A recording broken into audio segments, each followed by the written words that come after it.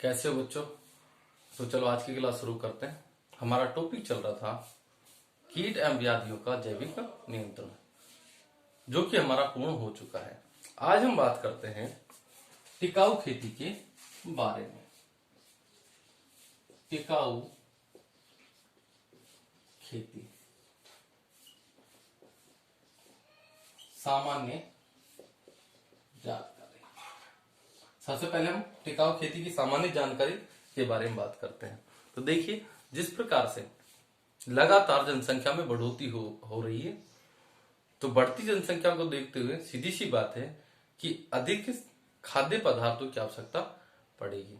तो ऐसी स्थिति में जो हमारे कृषक हैं वो ऐसी कृषि पद्धति का काम में ले रहे हैं, यानी ऐसी कृषि प्रणाली को काम में ले रहे हैं जिससे कम से कम क्षेत्रफल में अधिक से अधिक उत्पादन प्राप्त किया जा सके और प्रत्येक व्यक्ति की आसानी से पूर्ति हो सके। लेकिन जो ये कृषि प्रणाली है, इस कृषि प्रणाली में जो कृषक होते हैं वो अधिक से अधिक उर्वरकों को काम में लेते हैं, अधिक पानी को काम में लेते हैं, उन्नत बीजों को काम में लेते हैं।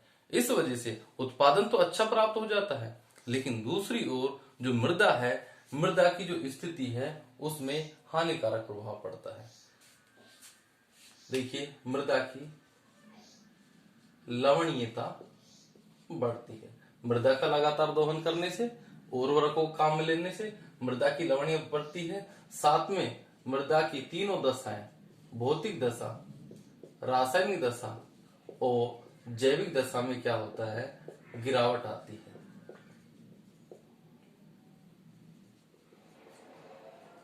इसी क्रम में 80 के दशक में, सन 1972 को स्टॉकहोम स्वीडन में प्रथम विश्व पर्यावरण सम्मेलन हुआ था। इस सम्मेलन में अंतर्राष्ट्रीय स्तर पर जो वैज्ञानिकों ने टिकाऊ खेती की विचारधारा का प्रतिपादन किया था। इसी के साथ सन 1992 में रियो डी जेनेरियो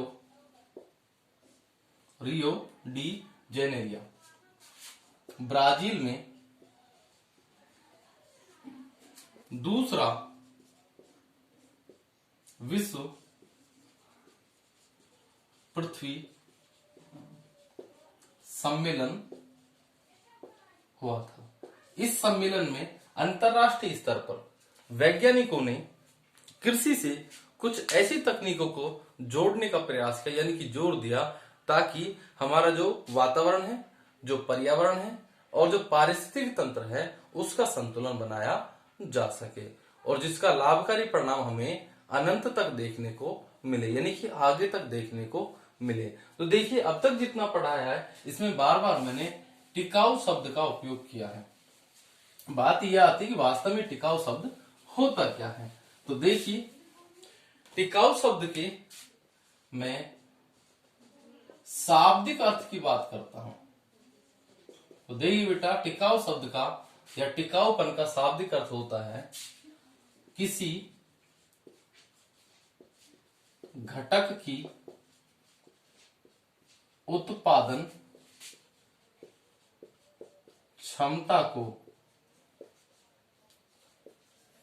लंबे समय तक लगातार बनाए रखना। टिकाऊपन शब्द का शाब्दिक अर्थ क्या होता है कि किसी भी घटक की, कोई भी घटक, किसी भी घटक की जो उत्पादन क्षमता है उसे लंबे समय तक और लगातार बनाए रखना। और इस कृषि प्रणाली में जो उत्पादकता होती है उसे निम्न प्रकार आंका जा सकता है, अर्थात उत्पादकता बराबर उत्पादन का मान प्लस प्राकृतिक धरोहरों पर प्रभाव बटा निवेश का मान।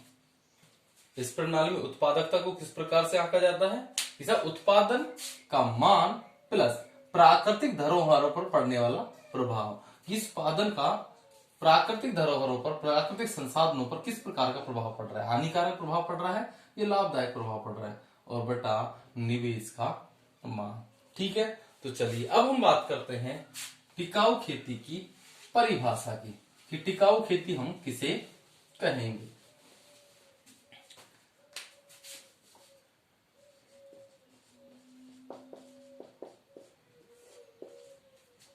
देखिए, टिकाऊ खेती एक ऐसी कृषि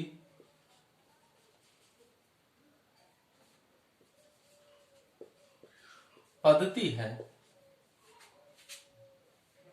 जिसमें टिकाऊ खेती एक ऐसी कृषि पद्धति है जिसमें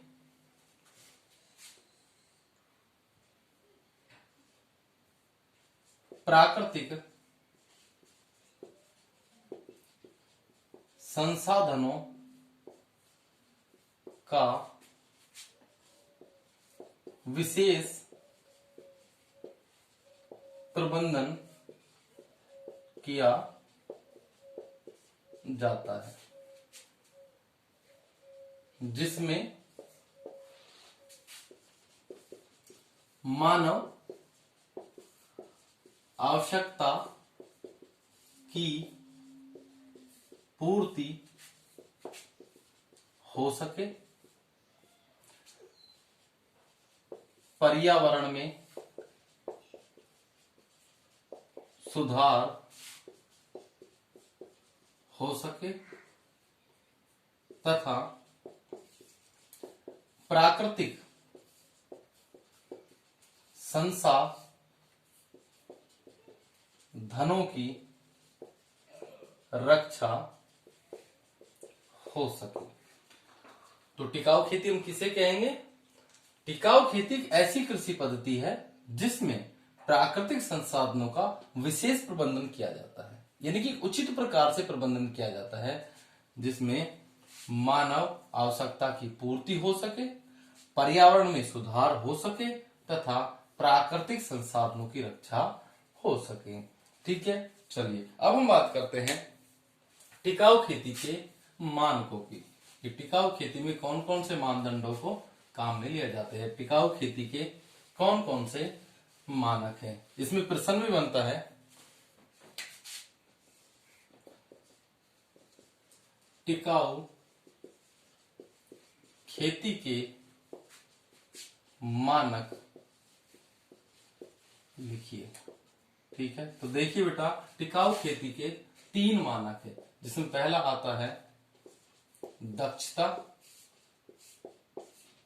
दूसरा आता है पर्यावरण और तीसरा आता है समय।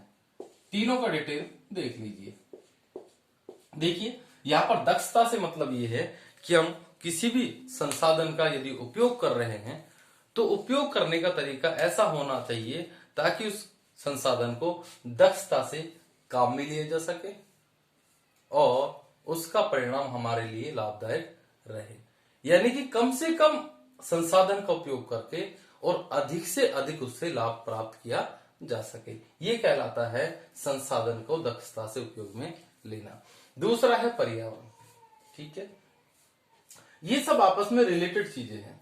पर्यावरण का मतलब यहां पर ये निकलता है कि संसाधनों की दक्षता को इतने अच्छे तरीके से काम में लिया जाए कि पर्यावरण पर किसी प्रकार का कोई विपरीत प्रभाव नहीं पड़े, अर्थात पर्यावरण और जो पारिस्थितिकी तंत्र है उसमें संतुलन बना रहे और आगे आने वाले समय में जो पर्यावरण है ये पारिस्थितिकी तंत्र के साथ संबंध बनाकर एक लाभदायकता प्रदान कर सके, ठीक है, यानी कि लाभ प्राप्त करा सके। उसके बाद आता है समय, ठीक है। तो देखिए टिकाऊ खेती में जो समय होता है, समय सीमा नहीं देखी जाती है, यानी टिकाऊ खेती के लिए किसी प्रकार की कोई समय सीमा नहीं होती है। टिकाऊ खेती एक ऐसी खेती है जिसमें जितना अधिक हो सके निरंतरता बनी रहे, जितना अधिक समय लग सके, यानी कि एक लंबे समय का प्रोसेस है, अनंत समय का प्रोसेस है कि लगातार टिकाऊ खेती के द्वारा पर्यावरण को सुधारा जा सके, ठीक है। तो चलिए ठीक है बेटा, आज के लिए इतना ही, बाकी बातें कल करेंगे, ठीक है।